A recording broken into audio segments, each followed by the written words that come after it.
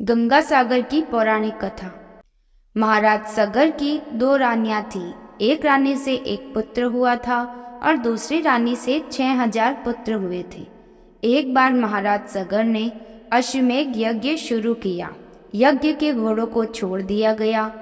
महाराज सगर के पुत्र घोड़ों के पीछे चलने लगे, लेकिन जैसा कि हर बार होता है, देवलोक के राजा इंद्र को अपना इंद्रलोक का सिंहासन जाने का डर सताने लगा, क्योंकि इंद्र या देवलोक का राजा उसे ही बनाया जाता है जो ज्यादा पुण्य कर्म करता है।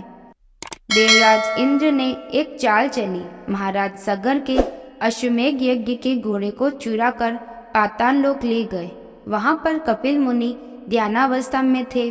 वहीं पर ले जाकर घोड़ों को बांध दिया।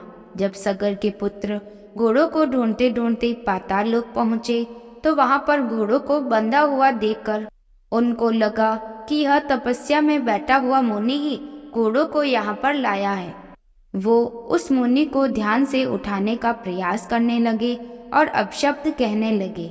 ध्यान में बैठे हुए कपिल मुनि को सगर पुत्रों की बातों से क्रोध आ गया और उन्होंने अपनी क्रोधाग्नि से पूरे 6000 सगर पुत्रों को जलाकर राख कर दिया। सगर पुत्रों की आत्मा मुक्ति न मिलने के कारण भटकने लगी। महाराज सगर ने कपिल मुनि से प्रार्थना की कि वह उनके पुत्रों की आत्मा को मुक्ति दिला दे। तब कपिल मुनि ने कहा कि जब स्वर्ग की मंदाकिनी को धरती पर लाकर उसमें सगर पुत्रों की अस्थियों का तर्पण किया जाएगा, तब ही इन आत्माओं को मुक्ति मिल जाएगी। इसके बाद महाराज सगर के पोते अंशुमान ने मंदाकिनी या गंगा को धरती पर लाने की कोशिश की। उसके बाद अंशुमान के पुत्र दिलीप ने भी कोशिश की, लेकिन वे लोग सफल नहीं हो पाए।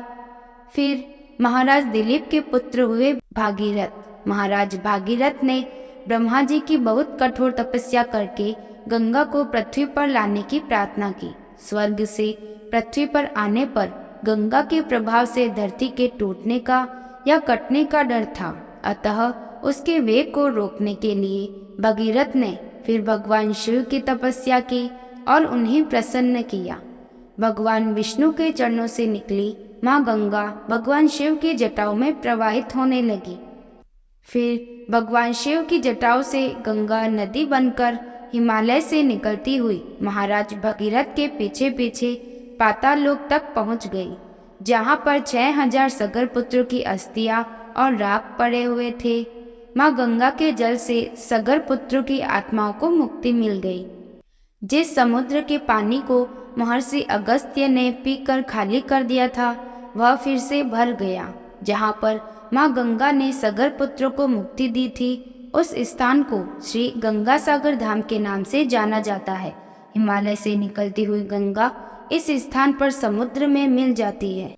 बंगाल की खाड़ी में स्थित गंगा सागर को हिंदुओं का बहुत ही पवित्र स्थान माना गया है।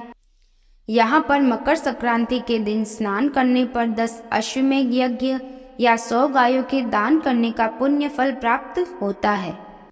मान्यता है कि जो पुण्य श्रद्धालु को सभी तीर्थ करने से मिलता है, उससे कहीं अधिक गंगा सागर तीर्थ यात्रा एक बार करने से मिल जाता है।